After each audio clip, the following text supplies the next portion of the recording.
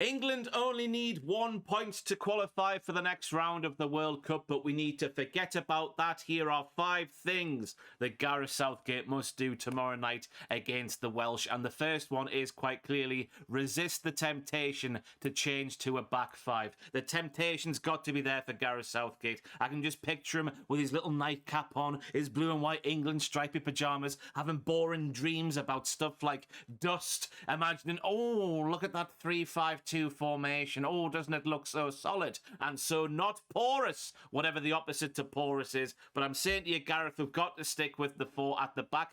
First and foremost, and no disrespect to the Welsh, it is Wales we are playing, but also we've got to stick with the 4 at the back because of the way Wales are likely going to set up. In their 2 group games so far, the Welsh have played with this 3-5-2 formation, so if we then go to a 5-3-2, that would leave us outnumbered in the middle of the park especially. And when it's rumoured that one of the 2 central midfielders is going to be Jordan Henderson tomorrow, whose legs are weaker than piss, that's dangerous. So we must stick with the 4. We must stick with the 2 holding midfielders if you want to go that way, with 1 more slightly advanced to them, maybe 1 holding and 2 more advanced. We've got to keep the 3 central midfielders just because the Welsh, they're going to have 3 central midfielders as well, and we can't have what happened against the USA happening once again, which is where our midfield just got outran, and we had no options in the middle of the park to play passes through them, so we can't have that happening again.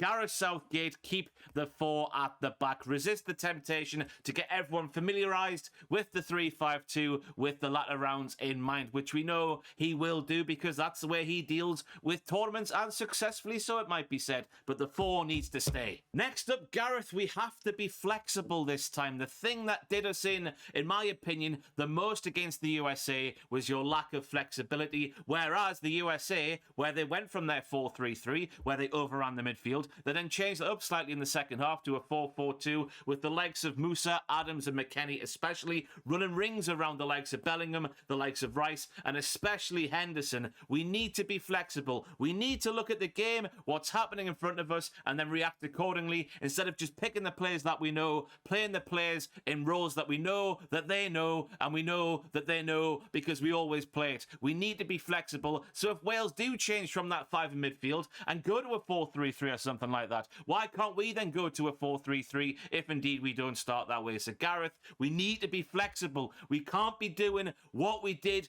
against the USA. We see a Phil Foden on the bench. We see that we're not creating stuff. We see that Mason Mount is as useless as a chocolate teapot, and we cannot leave him on the pitch. We need to be more reactive. We can't be passive. Let's go for it, Gareth. I know we need the point, but that's not the point. We need to win the game just to get some confidence back, restore the faith. It's not doom and gloom completely, but that result and performance, especially against the USA, has just left me wondering, can he react to situations, or is he just going to go the tried and tested route in his mind every single time? Gareth, Sir Garth, be reactive. See what is in front of you, sir, and then change things accordingly. And off the back of that game against the USA, Mason Mount needs to be dropped and he needs to be replaced by Phil Foden. This nonsense that Gareth came out with after the USA game, where he was saying, oh, we couldn't play Phil there because he doesn't play for Manchester City. Well, if we're picking players based on where they play for their teams, man of the match, in my opinion, against the USA, Harry Maguire, he'd have been on the bench because that's where he's played mostly for Manchester United this season. So we need to get Mason Mount, who was the biggest passenger I've seen since Iggy Bastard Pop against the USA.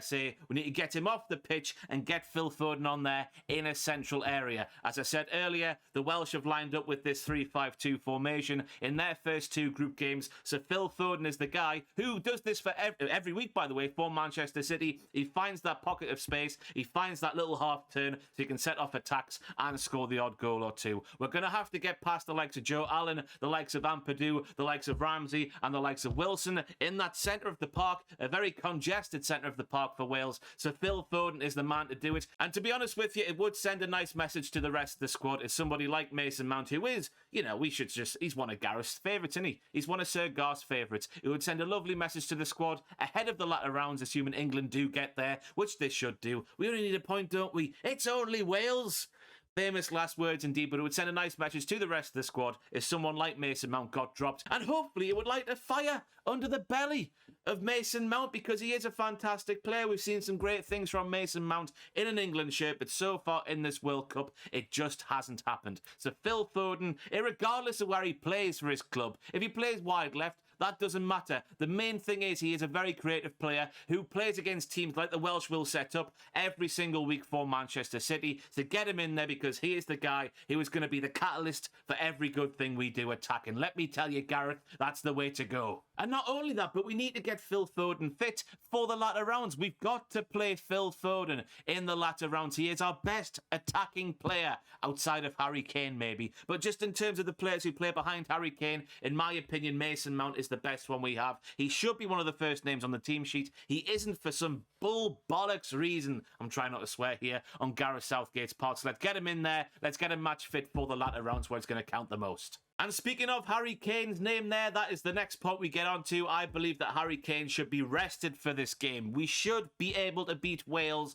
without Harry Kane. It was clear for all to see in that game against the USA that Harry Kane was not 100% fit. Therefore, let's give him a chance to get 100% fit, because there's no doubt about it. England play their best when Harry Kane plays at his best. He drops down deep, he wins the free kicks, he starts the moves, he then gets the ball wide, he then gets in the middle, and then he scores a goal. That's how England operate at their best. But Harry Kane can't be doing those lung bursting runs from deep when he's not 100% fit. So this game, again, all due respect to the Welsh, we should be beating Wales without needing Harry Kane. And Callum Wilson, I know I'm a Newcastle fan, but he has been on fire this season when he got back into the team after yet another injury. I know he gets injured a lot. I know that's a thing that Callum Wilson does. But when he gets back into the team, he does everything Harry Kane does apart from that drop in deep. Yes, he can't make those same runs that Harry Kane does make, as I said earlier, from deep when he's taking the ball, giving out wide, and then through he goes the middle. But Harry Kane won't be doing that if Harry Kane isn't fully fit, I would argue. So having Callum Wilson in there, is it going to be much difference, really? I would argue not. So Callum Wilson to come in for Harry Kane is the next thing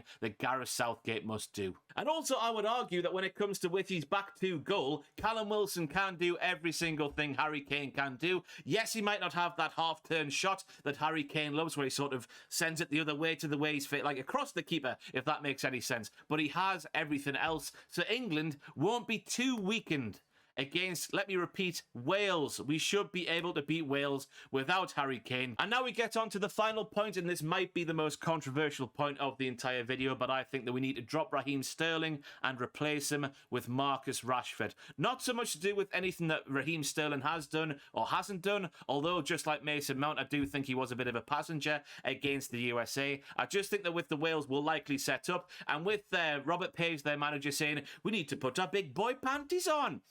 He said it kind of like that, but there you go. He said they need to put their big boy pants on, just accept all the criticism that came their way after the result against Iran, and they need the likes of Ramsey and Gareth Bale to sort of put that criticism behind them and go for it.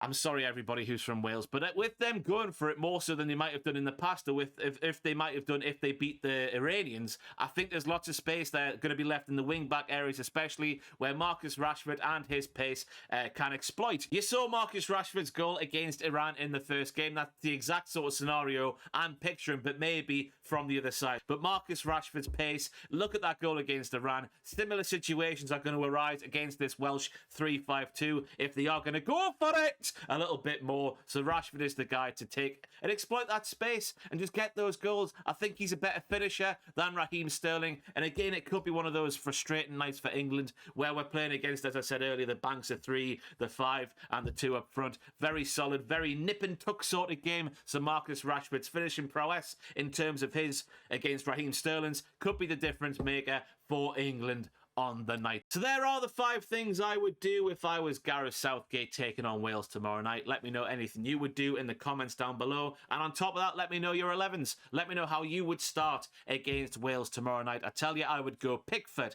I would go Trippier, I would go Stones, Maguire, Shaw. I'd play a 3 midfield. I'd go Well, let's put Henderson in there because he's meant to be in there. So let's go Henderson, let's go Rice, and let's go Foden. Let's go Rashford one side, Saka the other, and Wilson up top. Mount's out the team, Sterling's out the team, Harry Kane's given a rest with the latter rounds in mind. Let me know anything you would do against the Welsh in the comments down below. Like the video, please. Share the video, please. Any interaction is welcome. And also let me know if you'd like me to live stream it. I'm thinking of live streaming the game, and if you join us, let me know. And the more people who say yes, the more likely it is that I'll do it. So your words will do things.